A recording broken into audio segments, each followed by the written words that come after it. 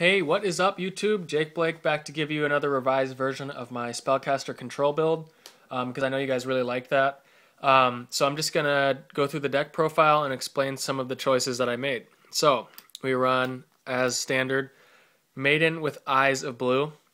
She's good for establishing field presence as well as setting up your plays. Then we run triple Gravekeeper Spy. Gets into your rank 4s. It's good for exceeding. And overall gets into your mateys if you have blue eyes, and is good for defense. And then we run 2 Shaddoll Dragon. Shaddoll Dragon is good for getting rid of problematic cards. When he's flipped, you can target one card your opponent controls and return it to the hand. Also, when he's destroyed by a card effect, you can pop one spell or trap card your opponent controls. And then we run, for more back row hate, Breaker the Magical Warrior, because he comes a 1900 beater and he can pop your opponent's back row. And then we run 2 Santa Claus. Now, if you guys don't know what he does, you can tribute one monster your opponent controls, special summon him. So he's good for getting rid of your opponent's problematic cards. Also, when he's special summoned during the end phase, you can draw one card.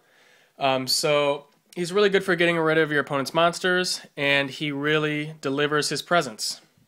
Get it? Because he's Santa Claus, you know, he delivers his presents. Haha. No? Okay. Then we run 1 Gravekeeper's Descendant. Again, good for just spot removal. 1 Gravekeeper's Guard, because he can get back your Santa Clauses, and so can Shaddoll Beast. 1 Thunder King Ryle for the stun aspect of the deck. 1 Doomcaliber Knight.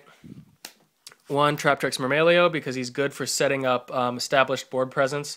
Your opponent has to really think of ways to get around the bottomlesses that you searched. Then for 1 boss monster, we run 1 Blue Eyes White Dragon. Alright, on to the spells. We run 2 Secret Village of the Spellcaster. It's good for just stopping your opponent's plays. They can't really activate their spells unless they control a Spellcaster monster, so it's really versatile in the metal right now.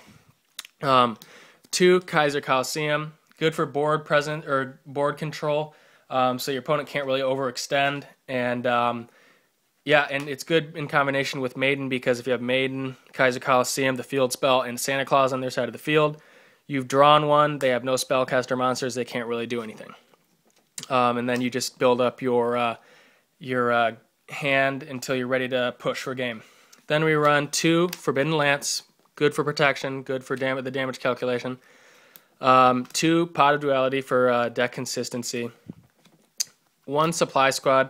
It's really good in combination with your Shaddoll Beast, because if they destroy it, you plus from Shaddoll Beast's effect, and you also draw one. So if anything, you're getting a +1.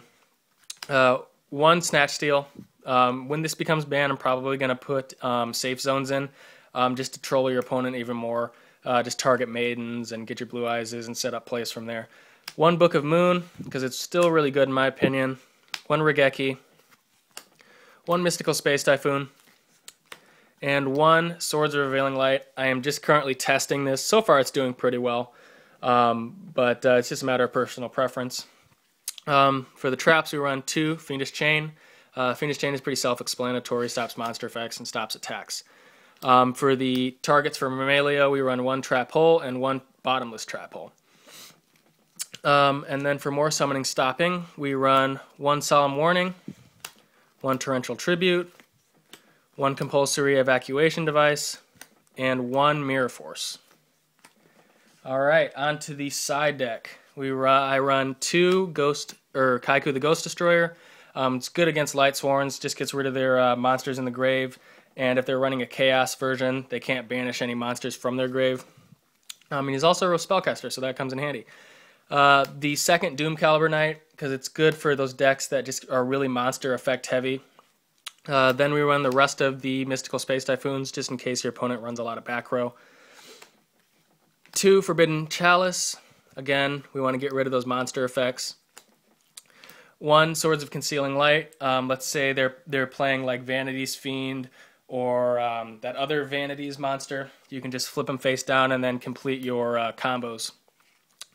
1 Dimensional Fissure and 1 Macro Valley for the stun aspect. Doesn't really hurt your deck. 2 Vanity's Fiend. because you can combo this with macro also, and if your cards get sent to the grave, they would actually get banished, which would mean that this card stays up on the field.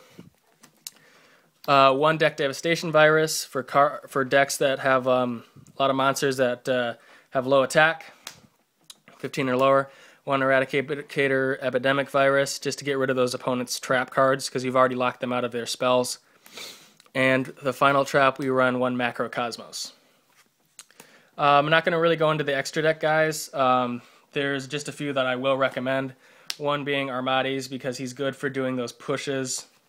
One Key Beetle, because he can set up locks. One Crazy Box, that's just a personal preference of mine.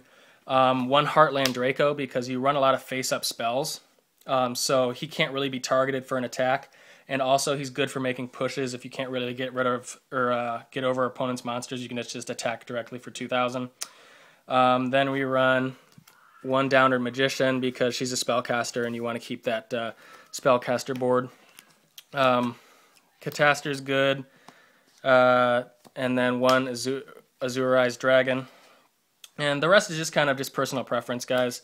But overall, that's been the deck profile, guys. If you really like it, please help me out by sharing this video or liking it, and comment your opinion. I really want to hear your guys' thoughts on this deck, and I hope you like it. Jake Blake, out.